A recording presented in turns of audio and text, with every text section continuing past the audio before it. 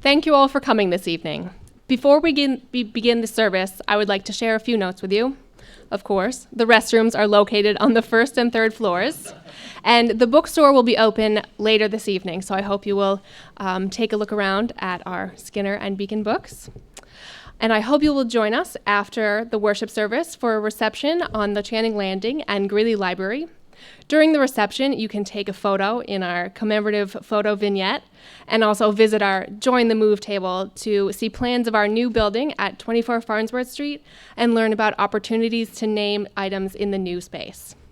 Finally, we have a number of places still available for our tours tomorrow morning at 24 Farnsworth Street and in the Museum of Fine Arts. The cost for the tour is $40, so if you're interested in attending in the morning, please sign up at the Join the Move table. Thank you and enjoy the service.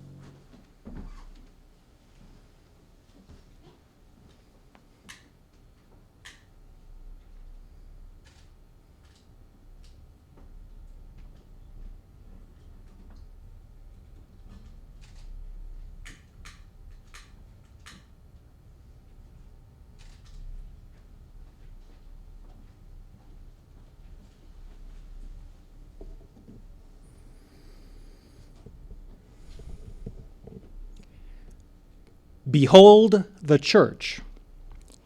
You must understand that this is no dead pile of stones and unmeaning timber. This is a living thing.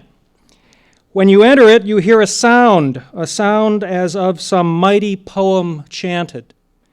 Listen long enough, and you will learn that it is made up of the beating of human hearts, of the nameless music of men's and women's souls. The pillars of it go up like the brawny trunks of heroes. The sweet human flesh of men and women is molded about its bulwarks, strong, impregnable. The faces of little children laugh out from every cornerstone. The spans and arches of it are the joined hands of comrades, and up in the heights and spaces there are inscribed the numberless musings of all the dreamers of the world. It is yet building, building and built upon. Sometimes the work goes forward in deep darkness, sometimes in blinding light, now beneath the burden of unutterable anguish, now to the tune of great laughter and heroic shoutings like the cry of thunder. Sometimes, in the silence of the nighttime, one may hear the tiny hammerings of the comrades at work up in the dome, the comrades that have climbed ahead. Welcome to this grand occasion. Sorrowful, solemn, hopeful, exciting, celebratory. The time has come to say goodbye to 25 Beacon Street, and yet so many memories are contained here. Here there have been laughter and tears, striving and struggle, momentous ideas and less momentous ideas, moments inspirited, often enough. Ours, however, is not a moment, but ours is a movement. And you've got to move when the Spirit says move. Where do Unitarian Universalists stand, we are asked, and we respond, we do not stand, we move. So many memories. Leon Hopper remembers that when he first visited here, the secretaries took their dictation on Edison wax cylinders. Tweet that. Kay Montgomery does not remember 1927, but she knows the story of African-American senior custodian Ashton Crutchfield going to then President Sam Elliott and asking his permission to hang a horseshoe over the entry threshold. Notice it if you have not done so already on your way out. It must go with us. Faith and reason will take us far, Ashton Crutchfield knew, but we can use as well some luck.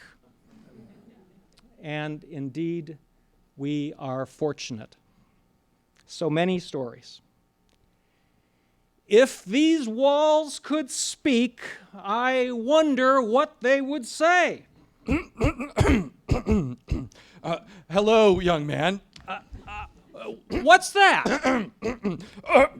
William Ellery Channing here. I couldn't help but overhear your very touching invocation, and though I never stepped foot in this building, of course, having died in 1842, I have been hanging around here for a very long time, and I've seen a lot of years, and a lot of changes have taken place. I still remember with great sorrow the Unitarian controversy of my time, when that broad fellowship of liberal Christians shared the standing order was rent asunder, when the more orthodox refused to continue to exchange pulpits with the Unitarian Christians in 1819. But then one must make a stand for the place of reason in religion. And I was proud to be part of a cohort of fine clergymen of my generation who defined our faith and claimed ground for spiritual liberty and the struggle for human rights. As I said back then, great institutions like this one have no value except as a medium for inward growth. And I'm very curious to see what the new building will make possible. And I'm frankly ready for a new point of view. Have you considered naming the chapel for me this time? After all, I believe that's my pulpit that you've been using.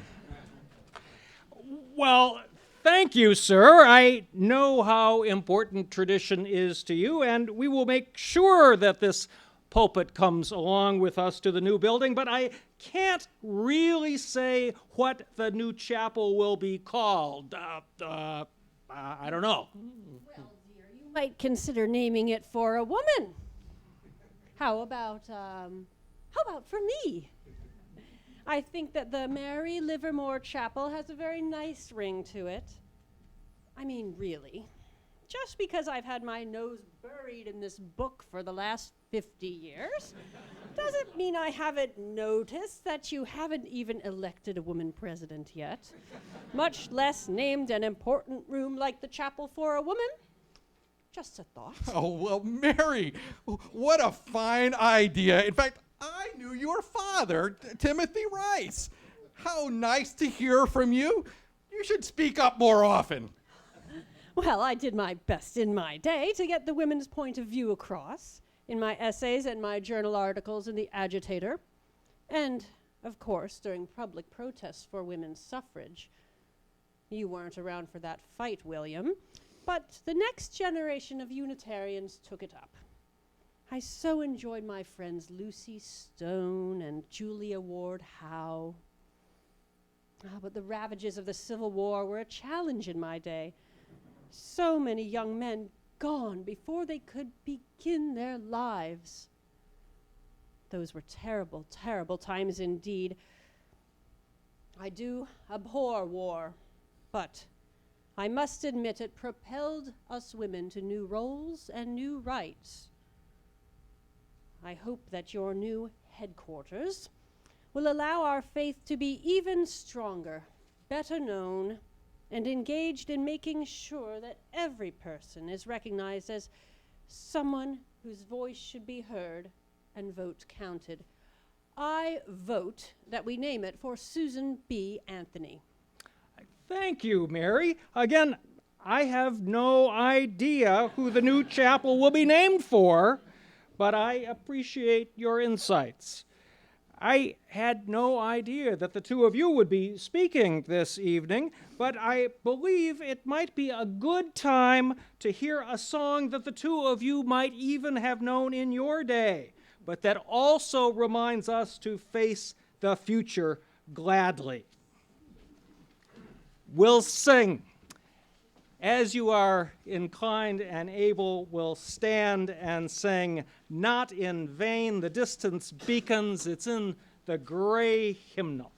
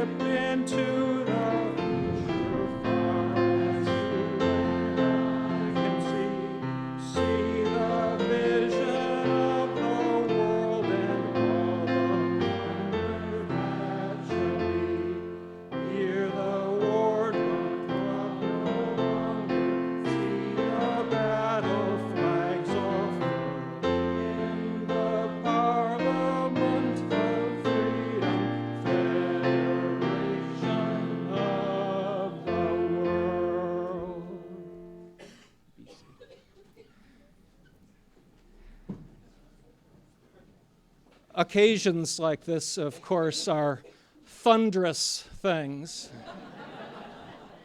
and give opportunity for a variety of rituals, including the unearthing of the time capsule that was placed here when the cornerstone was laid in 1926, and to reveal some of the findings in that time capsule, I welcome the president of the association, Peter Morales.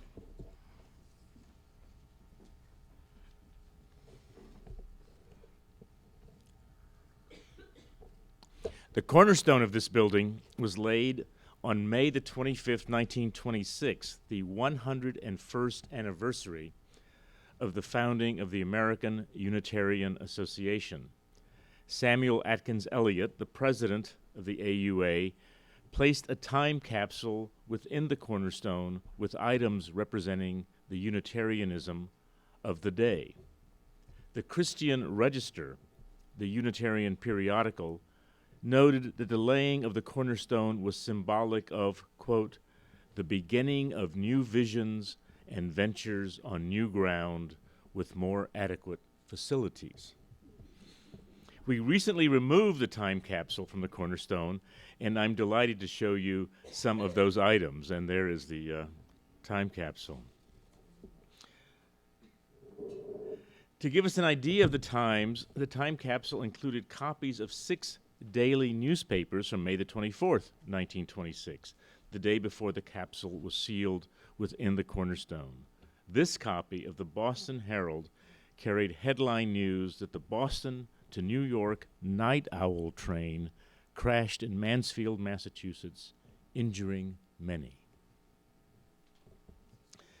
Next is a copy of the 1925 annual report of the AUA that includes a description of the 100th anniversary celebration of its founding in 1825. And next is a copy of the very first handbook published by the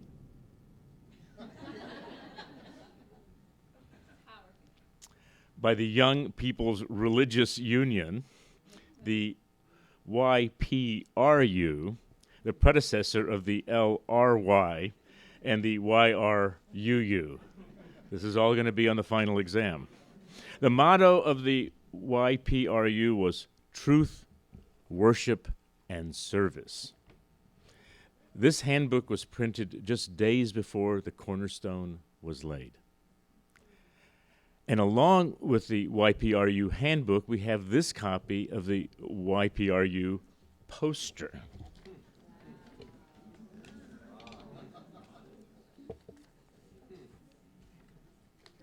Isn't that something? Next is this beautiful catalog of books published by the Beacon Press. Back in 1926, Beacon published only religious titles, and there are hundreds in there. I picked out a few this afternoon, titles such as Daughters of the Puritans, Myth, Magic, and Morals, The Religion of a Gentleman, Self-Training for Motherhood, and one that really needs reading, The Creed of Epictetus. Didn't know he had one. Finally included was this report of the custodian of buildings outlining the reasons why the AUA was moving from Old 25 and erecting the new building that we're now in. And it's amazing how similar these reasons are to the reasons that we're moving to 24 Farnsworth. Among them given was that there was a need for a modern facility, and the old building was too noisy and too much smoke and dust from being on a busy corner at the time. The biggest surprise from the time capsule, however, was that it contained the time capsule from the old 25 Beacon Street, the AUA's previous headquarters building that stood on the corner of Beacon Street and Bowdoin Street, just on the other side of the State House. The first item we have is a copper cover to the 1884 time capsule. It described how it was to be placed in the cornerstone of the building on the corner of Beacon and Bowdoin. To give us insight into the time period, the AUA included copies of the daily Boston newspapers. So here's the Boston Post from the morning of December the 2nd, 1884. 9 columns of very small print. I think it must be 6-point. It is just tiny. And now there's a clipping from the Christian Register that lists donors to the construction of Old 25. It says this about the building. It is to be noted that the proposed building is not designed to serve a local purpose merely. It has a continental significance and is designed to serve the interests of liberal Christianity throughout the length and breadth of the American continent. We therefore invite subscriptions from friends near and far. That is a noble tradition, which you'll be happy to know, that the ability to underwrite a new building is a tradition we've held on to and we'll give you a chance to participate in this evening. This item is an invitation to the annual Festival of Unitarian Clergy and Laity to be held on May the 29th, 1884, at the skating rink on Clarendon Street. The main speaker was the governor of Massachusetts, George Robinson. Tickets were $2.50 and included a multi-course meal.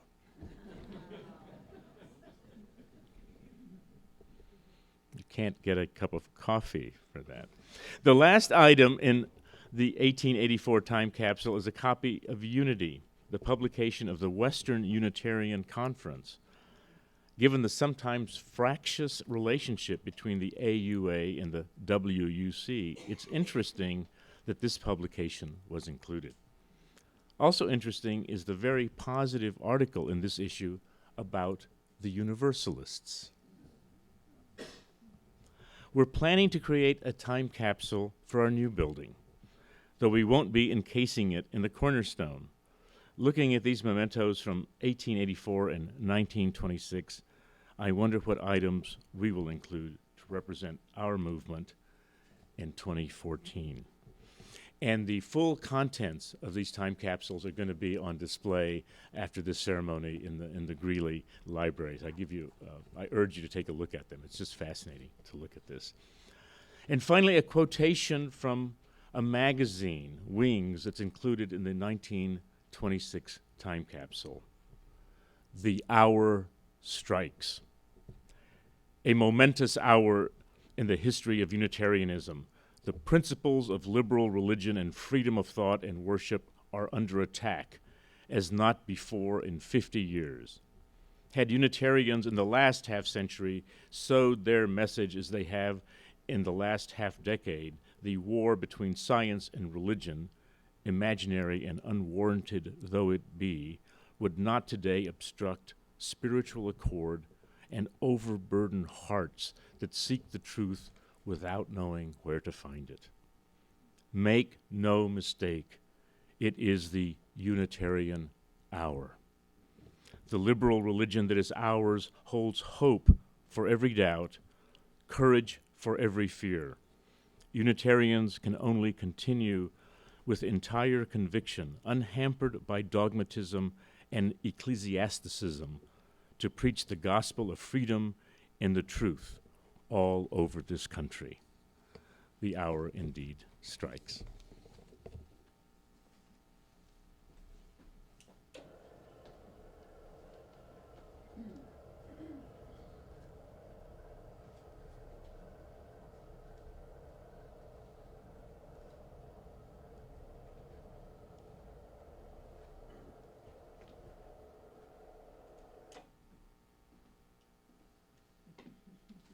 This is an excellent likeness of me, Samuel Atkins Elliott, don't you think?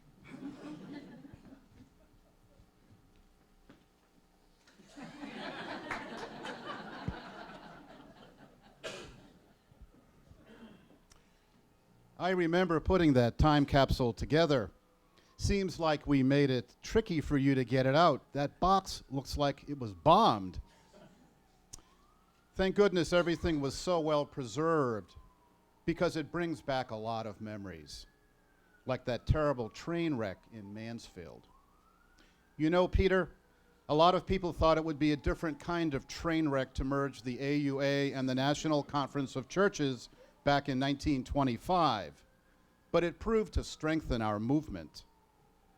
And moving the headquarters is always a controversial decision, but I like leaders who will embrace new scientific advances and take bold action. I'm all for the move, but I'm not for renaming the chapel. Especially not after a woman. Sorry, Mary.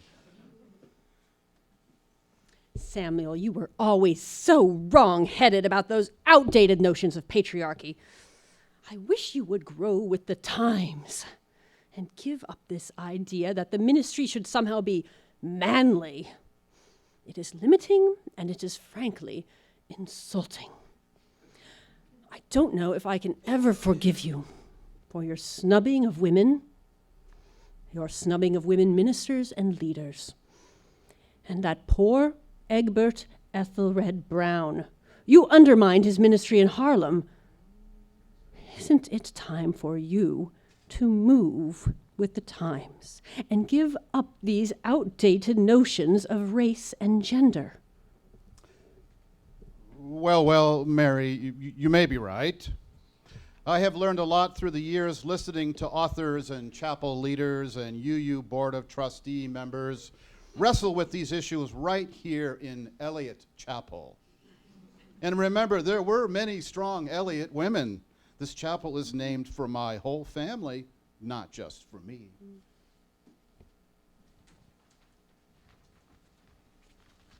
Here we go again with this business about the chapel naming.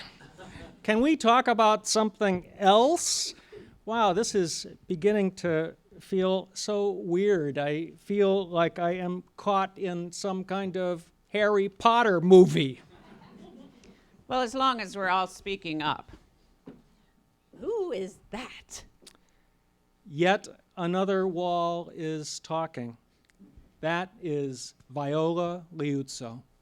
Sam, I wish you'd stop staring at me over here. You're making Jimmy Lee Jackson and James Reeves so nervous all the time. I sure hope you have a special spot for us at 24 Farnsworth Street. I've really enjoyed watching these moments, these special moments here in the chapel, like the day the pioneers in marriage equality were wed here. We three all put our lives on the line for civil rights, and it makes me proud that the Unitarian Universalist Association continues that fine legacy. I understand that many of you were in North Carolina for the big voting rights march 2 weeks ago. As you all know, that is a cause near and dear to my heart.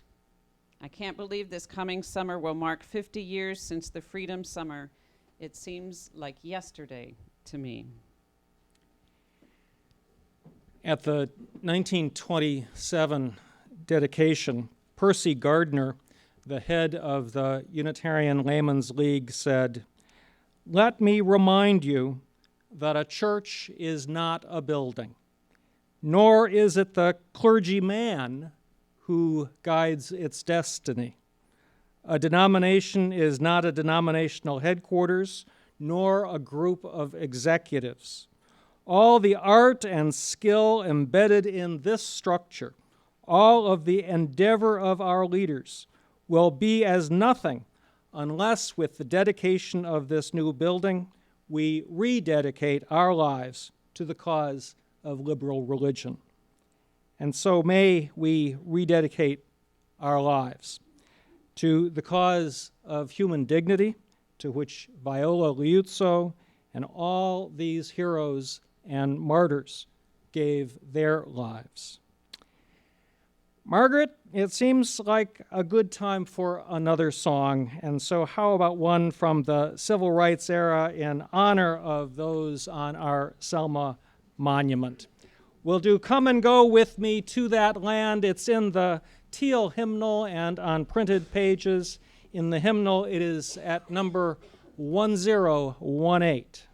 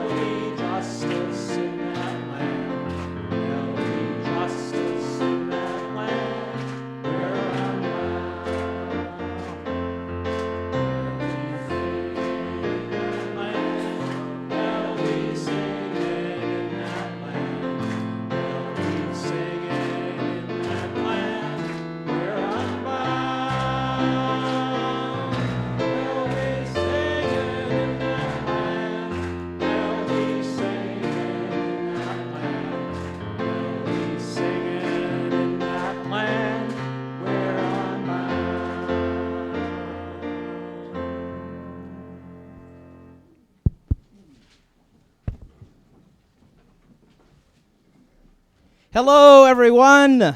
I was hanging down there in my library down the hall, and I couldn't help but hear the ceremony going on. Why, you're Dana McLean Greeley! Of course I am. Why am I not surprised? Come on up front, Dana. And I do have to say, you look so young. Well, I am rather fit for my age, and I'd heard that beards are all the rage with UUA presidents today. But I digress. I, too, remember Selma. What a time, what a time. I remember corresponding with Dr. King and our advocacy with President Johnson for the passage of the Voting Rights Act. You were a brave woman, Viola Liuzzo, as were Jimmy Lee Jackson and James Reeb. Thank you for everything you did for the cause of freedom.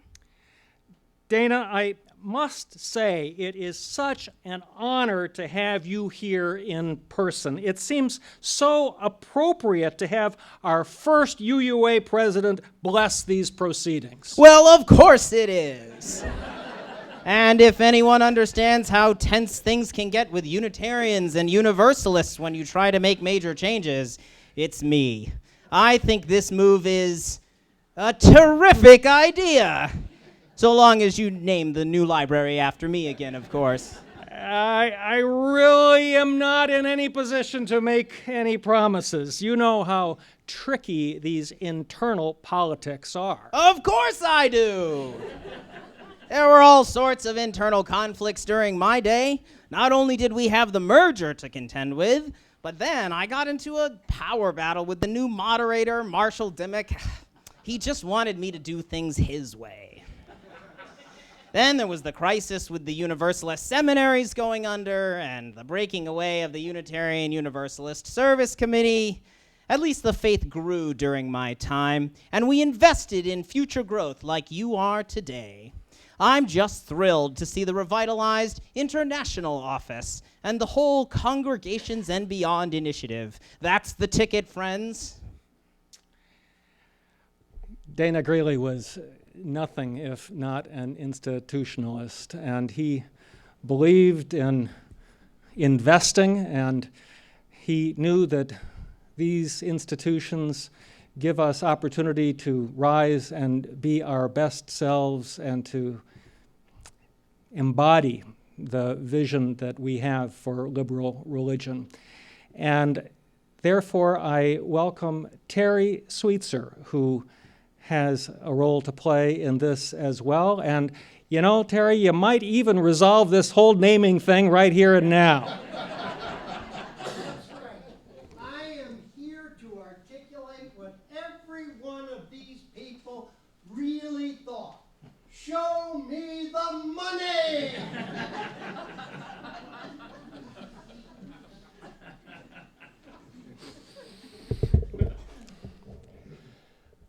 Our civilization rests on science and faith. Without faith, material prosperity becomes empty and may become dangerous. Prosperity will not curb crime, nor will legislation rise higher than the will of the people. Neither will mere prosperity satisfy hearts. Faith is the only abiding satisfaction of the heart and mind, and character is the only safety of the state. A more adequate teaching of religion is needed. The old dogmatisms are rapidly passing. Already for half the people, they are dead. What remains? Faith, gladly embracing every achievement of science, faith so broad and free that it includes everyone. Faith dominant and militant. We seek to be the church for the unchurched. We strive to become the church of the future, in friendliness with all, in humility, in the spirit of love. We teach the spiritual way of life. Never were our liberal churches needed more. Never, because of present conditions, was our opportunity so great. In the last 5 years, we have been lifted out of the day of small beginnings. Our denomination is well organized. The instruments have been forged. They are in use. They await wider, nobler development. Our opportunity is immeasurably more, much more challenging than that upon which Unitarians acted in 1920. Can we not go forward to great achievement for the world and for God? That was written by 3 Unitarians in 1925 as they planned for a major financial campaign. But I think it reflects our Unitarian Universalism today. We have always sought to be the church of the unchurched, in friendliness with all. Our messages are simultaneously timeless and contemporary. Think of all we have accomplished since that was written. Think of all we have accomplished in the last 90 years. Marriage equality, civil rights, growth to 1,000 congregations. But think how much farther we can go. I ask you to please help us go forward to great achievement for the world. I invite you all to make a gift now during our offering to remember our rich past and our powerful present. I invite you to give to drive our exciting future. During the reception, you'll have a chance to Name a hymnal, brick, a chapel chair, a stair, or a room in 24 Farnsworth Street. Your name or the name of someone you love can be on it, or a beloved congregational president, or minister, or religious educator. To our friends online, you number nearly 300 now, a record for us. Please know that we welcome your gifts too, and you can click on the link that you see on the page right now and join in our offering. Please join our generous sponsors of this event, current UUA and former trustees John Blevins, Dan Brody, Carolyn Conley, Roger Comstock, Phyllis Daniel, Nancy Dowdy, Leon Hopper, Margaret Sanders, Patricia Solomon, Susan Weaver, and, of course, Charlie King, who is here as the major sponsor of our event today. Join them and myself. Please, please help us to continue to move this faith so broad and free, to move it into the future. The offering will now be accepted.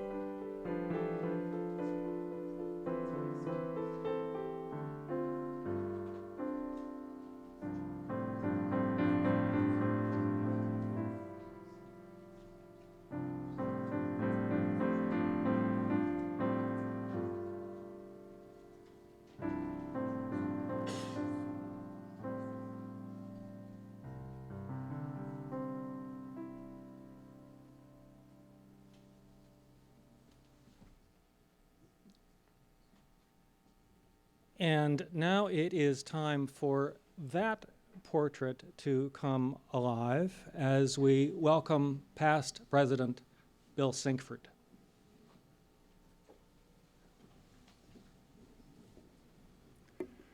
Hello, friends. It feels a bit strange to be in the company of all these spirits of time past when I am alive and well and serving our faith here in Portland. But it is important to mark this passage. I often joked that 25 Beacon was as close to a Mecca as our faith was ever likely to have. If we lacked a creed of belief to define us, at least we had an address. It's an address closely tied to the Unitarian side of our religious family tree, closely tied to the wealth and privilege this location represents. I remember the challenges of my time at 25, and so do many of you. New attempts to stimulate growth, the language of reverence, We survived that one, thank God. And marriage equality, where we use this building and our position here so well. Marriage equality has helped define us for the past dozen years or more. It has eased our identity crisis. Perhaps, in fact, 25 fulfilled its highest and best purpose when we hung that marriage equality banner facing the State House and had the picture of that couple walking down the front steps with streamers of celebration falling from the sky. That picture shone around the world. Perhaps we needed to be here in this privileged place to show up on the side of love. But what will center us now that marriage rights are so rapidly becoming reality? Revelation is not sealed. We revere the past but trust the dawning future more, a future that we will create together, a future that is already being created here in Portland and in Pasadena, in Raleigh and in Rochester, and soon on Farnsworth Street. Is there life after 25 Beacon Street? I can bear witness that there is, and so will you. Many blessings.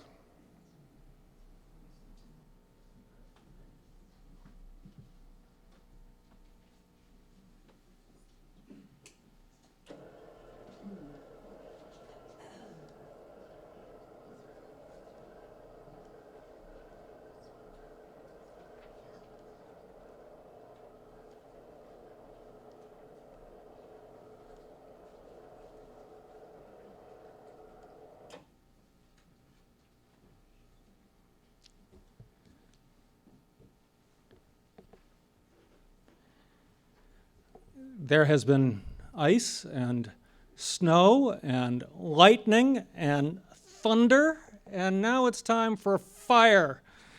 The fire of commitment is our closing hymn. It is in the teal hymnal at 1028 or on the printed page. Rise as inclined and able.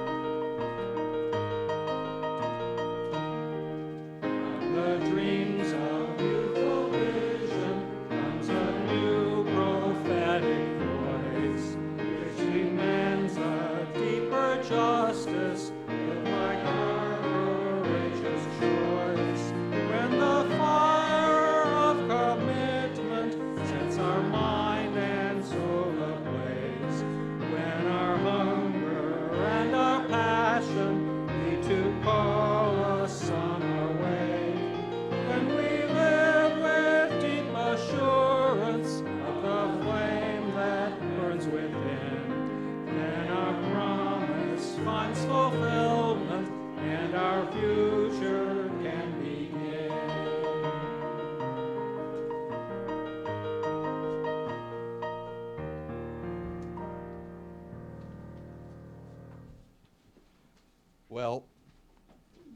this has been most touching.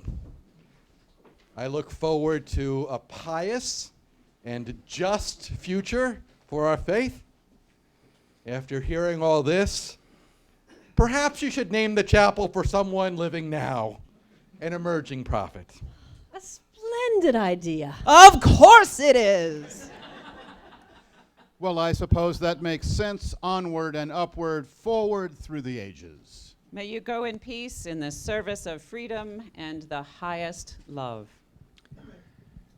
There are threshold moments in each of our lives. Moments when the past that lies behind us seems present and real. Moments when the future that lies ahead of us seems apparent and hopeful.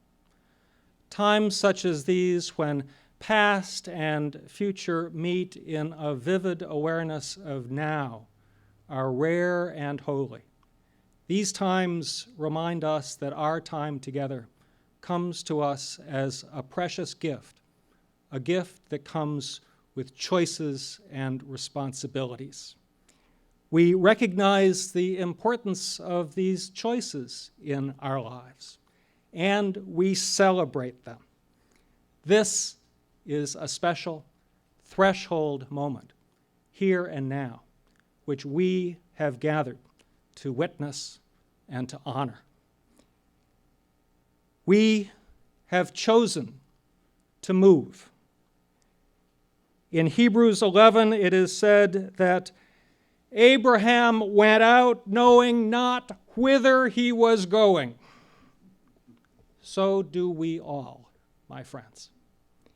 But in fact, we do know where we are going, and that is, in part, to 24 Farnsworth Street.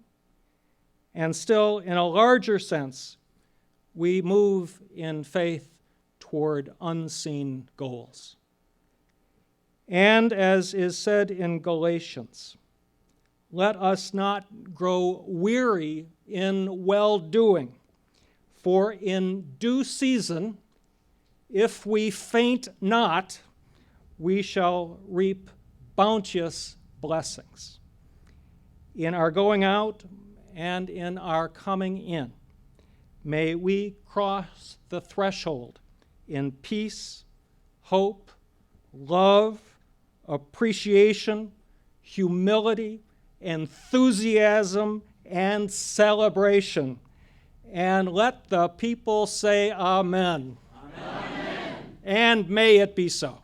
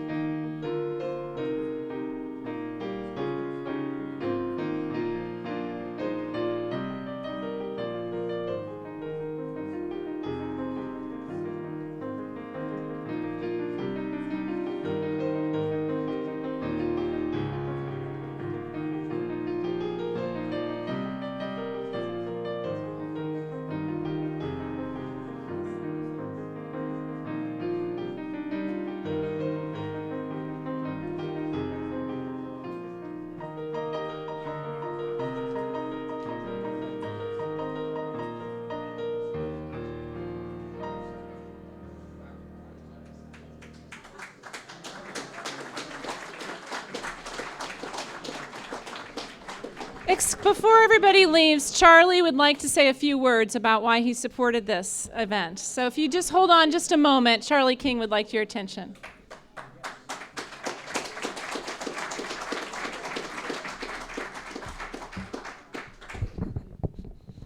You know, I've encountered this man before.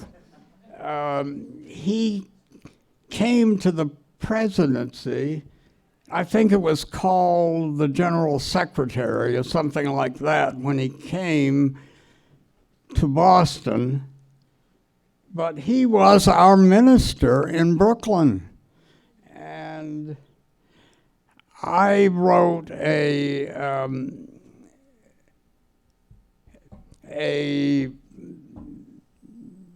dramatic reading for our 150th, well, it was actually for our 175th anniversary. And I called it A Church Grows in Brooklyn. And our church started in 1833. And when I got to this gentleman, he was our minister for only 2 years, 1985 to 1987. And there was a lot of feeling about his attitude towards women in our church and then here in Boston. And our longtime senior minister who retired, Don McKinney, who retired in 1996. Don's father was very friendly with this gentleman, Mr. Elliott, and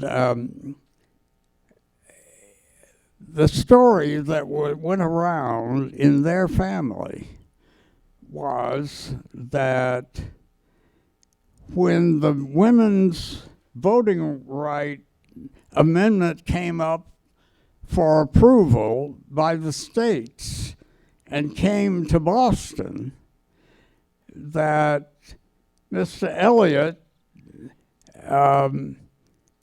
his wife and daughters, he had 3 daughters.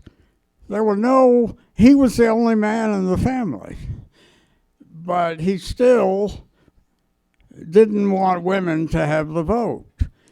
And their one story is that they hid his clothes and dared him to climb out the window. They locked him in his room, hid his clothes outside the locked door, and he made a ladder, and he threw it out the window and climbed out on this rope ladder and went over and voted against women's right to vote and came back home, and he was so pleased that he sat down at the breakfast table before any of his 4 women family members got to the table, and they thought he was locked in his room, and he had already voted against the amendment. So this was the Happy Elliott family. Charlie, thank you. We've got to let these people get out of here. Yes, right, all right. I'm all right. I'll get over it. Charlie has more tales to tell. Quickly, let me say why I... No, not now. I can't say it now. No, not now. Why I supported this. Well, quickly, yes, tell us that. Quickly. Well, I'm not a quick speaker. But anyway, I will tell you, I really love this place. When I was at Naval OCS in Newport, Rhode Island, I came home. I had to come by way of Boston to get a discount ticket to go to South Carolina, where I'm from. And I became a Unitarian when I was in South Carolina. And I was the 15th member of that fellowship. And I just had to come over and see 25 Beacon Street. It was the most powerful thing to me to stand outside in the snow and look at this place. It makes me cry because